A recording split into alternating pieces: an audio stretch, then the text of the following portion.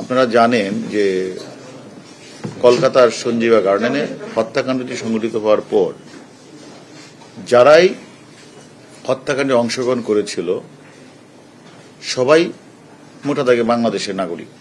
তারা সেখানে হত্যাকাণ্ডটি সংঘটিত করে তারা প্রথমে চলে আসে বাংলাদেশে হলো শিমুল ভুইয়া, তানবীর এবং সেলাস্তি। সিয়াম সেখানে হত্যাকাণ্ডের কাজটি করে সে চলে যায় নেপাল। আর পরবর্তীতে 19 তারিখের দিকে আজকে যে দুজনকে গ্রেপ্তার করলাম, ফয়সাল শাহজি এবং মুস্তাফিজ, এরা 19 তারিখ বাংলাদেশে আসে।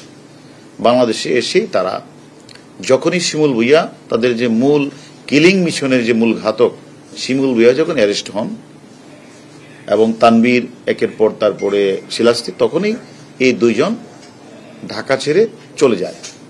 এবং তারা ঢাকা ছেড়ে চলে কোথায় যায়, কোনো সময় আমরা খবর পেয়েছি তারা সুন্দরবনের জঙ্গলে আছে, কোনো সময় আমরা খবর পেয়েছি তারা পাহাড়ের মধ্যে আছে, সিলেটে আছে, চিটাগাং আছে।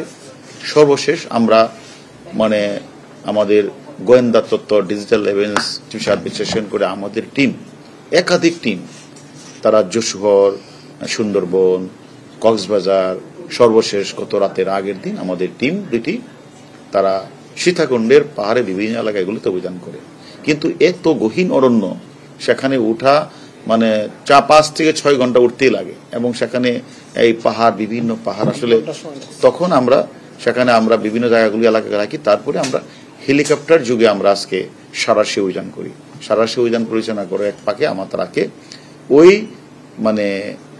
যে সীতাকুণ্ড পাহাড়ের নিচে আরেকটি থেকে তাদেরকে আমরা রাতের বেলা, শেষ রাতে তাদের সন্ধান আমরা পাই এবং পরবর্তী হেলিকপ্টার অভিযান চালিয়ে আমরা সেখানে সবাই গ্রেপ্তার করি। পরে আমরা ছবি মিলে আমরা দুইজনকে আমরা পেয়ে যাই এবং দুইজন হচ্ছে এবং ওই যে সঞ্জীবা গার্ডেনে শিমুল ভুইয়ার সবচেয়ে কাছের মানুষ, যাকে দিয়ে শিমুল ভুইয়া এইখানে যে আমাদের আনোয়ার আজিম এমপি সাহেবকে ডেকে নেওয়া, ভিতরে আনা, এই যে হত্যাকাণ্ডের কাজটি করে টুকরা টুকরা করে বিভিন্ন জায়গায় পাঠিয়ে দেওয়া, পৈশাচিক নির্যাতনায় তারা গুম করার উদ্দেশ্যে বিভিন্ন জায়গায় ফেলে দেওয়া, এই কাজটি তারা সম্পন্ন করেছেন।